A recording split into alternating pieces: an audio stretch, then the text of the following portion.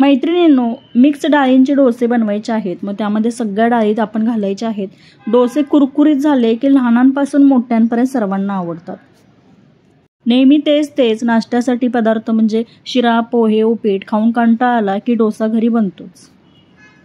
कुणी बटाट्याच्या भाजीसोबत, सॉससोबत किंवा टोमॅटोची चटणी आहे, खोबऱ्याच्या चटणीसोबत डोसे खातात. डोशाचं बॅटर जर छान झालं तर डोसा कुरकुरीत होतो आणि तव्याला न चिकटणारे असे कुरकुरीत डोसे बनवायचे आहेत. पीठ जे आहे म्हणजे बॅटर छान असं फुलून आलं की डोसे छान असे जाळीदार होतात, कुरकुरीत होतात.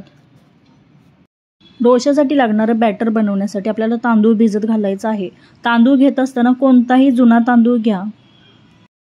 सकाळी नाश्त्यासाठी जर आपल्याला डोसा बनवायचा असेल तर 1 दिवस अगोदर आपल्याला तांदूळ भिजत घालायचा आहे. डाळ आणि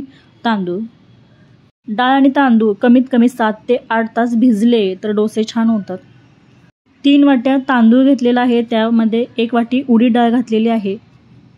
2 मोठे चमचे हरभऱ्याची डाळ, 2 मोठे चमचे मुगाची डाळ आणि 2 मोठे चमचे तुरीची डाळ त्यामध्ये घातलेली आहे. अर्धा चमचा मेथीदाणे अर्धा चमचा घालायचे आहेत. जास्त जर घातले तर डोसा चवीला थोडासा कडवट लागेल, त्यामुळे अर्धा चमचा पुरेसे आहेत. 2 ते 3 वेळा स्वच्छ धुवून घेतलेले आहेत आणि आपल्याला 7 ते 8 तासासाठी हे भिजत ठेवायचं आहे. डाळी आणि तांदूळ जे आहेत ते सेपरेट भिजवून घेतले तरी तुम्हाला ते वाटण करताना सोपं जाईल, परंतु मी सर्व एकत्रितच भिजत घातलेलं आहे. 7 ते 8 तास झालेले आहेत आणि तांदूळ आणि डाळी छान अशा भिजलेल्या आहेत. मिक्सरच्या भांड्यामध्ये घालून थोडं आपल्याला हे वाटून घ्यायचं आहे. डोशासाठी लागणारं बॅटर बनवत असताना बारीक आपल्याला ते मिक्सरला बारीक असं वाटण त्याचं करून घ्यायचं आहे.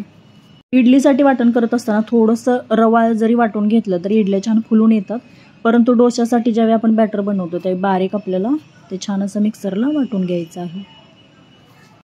सर्व डाळ तांदूळ जे आहे ते वाटून झालेलं आहे आणि मी चमच्याने एकत्रित छान असं मिक्स करून घेतलेलं आहे. हे जे मिश्रण आहे थंडीचे दिवस असतील तर थोडंसं उबदार ठिकाणी किंवा एखाद्या सुती कपड्यामध्ये गुंडाळून ठेवू शकता. थोडंसं उबदार ठिकाणी ठेवलं की पीठ छान असं फुलून येतं. उन्हाळ्याचे दिवस असतील तर 6 ते 7 तासामध्ये पीठ छान असं फुलून येतं, परंतु थंडीमध्ये थोडासा वेळ लागतो, म्हणून सुती कपड्यामध्ये छान असं गुंडाळून ठेवायचं. मी हे छान असं उबदार ठिकाणी ठेवलेलं आणि पीठ छान असं फुलून आलेलं आहे.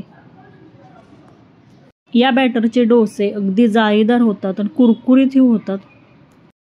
थोडंसं मिक्स करून घेतलेलं आहे आणि झाकण ठेवून साईडला ठेवलेलं आहे. आता आपल्याला डोसे बनवायचे आहेत, त्यासाठी हे जे बॅटर आहे त्यामध्ये आपल्याला मीठ घालायचं नाही. जसं थोडं बॅटर घेऊन त्यामध्ये मीठ घालायचं. सर्व जर मिश्रणामध्ये म्हणजे बॅटरमध्ये जर मीठ घातलं तर थोडंसं आंबट होतं, त्यामुळे लागल तेवढंच पीठ घेऊन त्यामध्ये आपल्याला चवीनुसार मीठ घालायचं आहे. थोडंसं बॅटर एका पातेल्यामध्ये काढलेलं आहे आणि गॅसवरती तवाही गरम करण्यासाठी ठेवलेला आहे. जास्त जर बॅटर झालं असेल तर आपण राहिलेलं जे शिल्लक राहिलेलं बॅटर आहे ते फ्रीजमध्ये ठेवलं तर 1-2 दिवस वापरू शकतो. त्यामध्ये आता चवीनुसार मीठ घालायचं आहे. यामध्ये मीठ घातलं आणि थोडंसं पाणी घालून आपल्याला मिक्स करून घ्यायचं आहे, कारण बॅटरची कन्सिस्टन्सी आपल्याला थोडीशी सैलसर हवी.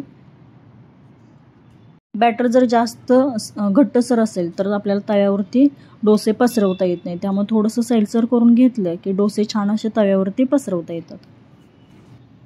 गरजेनुसार त्यामध्ये पाणी घालून मिक्स करून घेतलेलं आहे. डोसे बनवण्यासाठी तुम्ही ते पाहू शकता, बॅटरची कन्सिस्टन्सी आपल्याला अशी हवी आहे. गरजेनुसार कमी अधिक पाणी तुम्ही घालून अशा पद्धतीने बॅटर मिक्स करून घ्या. तवा तापल्यानंतर तव्याला थोडंसं तेल लावून घ्यायचं आहे आणि थोडंसं पाणी शिंपडून तवा आपल्याला पुसून घ्यायचा आहे. तव्यावरती तेल जर राहिलं तर डोसे आपल्याला छान तव्यावरती पसरवता येत नाही, त्यामुळे तेल जर असेल तर थोडंसं कपड्यानं पुसून घेऊ शकता. थोडंसं बॅटर घेतलेलं आहे आणि तव्यावरती आपल्याला एकसारखं असं पसरून घ्यायचं आहे. बॅटर पसरून घेत असताना गॅसची फ्लेम लो किंवा मीडियम ठेवायची आहे. हाय फ्लेम असेल तर डोस्याचं बॅटर आपल्याला तव्याला चिकटतं आणि एकसारखं पसरवता येत नाही. तव्यावरती तेल राहिलं तरी डोसे एकसारखे आपल्याला तव्यावरती पसरवता येत नाही. तवा जर जास्त तापला असेल तर थोडंसं पाणी शिंपडून घ्यायचं, म्हणजे तवा जास्त तापलेला त्याचं टेम्परेचर कमी होतं आणि नंतर डोसे पसरून घ्यायचं, म्हणजे एकसारखे तुम्हाला हवे तसे पातळ डोसे तव्यावरती पसरवता येतात. वरून थोडंसं तूप लावलं, मग तुम्ही तुपाचा किंवा तेलाचाही वापर करू शकता आणि तुम्ही ते पाहू शकता की डोसा अलगद साईडला झालेला आहे. तव्याला हे डोसे चिटकत नाहीत. बिडाचा जरी तवा असला तर तुम्हाला जास्त तेल लावायची गरज नाही. नुसतं तेल पुसून घ्यायचं आहे तव्याला आणि डोसा पसरून झाल्यानंतर तेल तूप जास्त लावलं तरी चालेल. अगदी अलगद डोसे साईडला होतात. तव्याला न चिकटणारे कुरकुरीत असे डोसे तयार आहेत.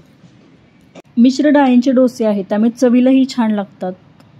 अगदी कुरकुरीत असे डोसे झालेले आहेत. मग टोमॅटोची चटणी असो, खोबऱ्याची चटणी किंवा बटाट्याच्या भाजीसोबत चवीला अप्रतिम लागणारे डोसे तयार आहेत. मिश्र डाळींचे डोसे हा व्हिडिओ कसा वाटला मला कमेंट करून नक्की सांगा. नाश्त्यासाठी डोसे बनवायचे आहेत? चला तर मग ही रेसिपी नक्की फॉलो करा.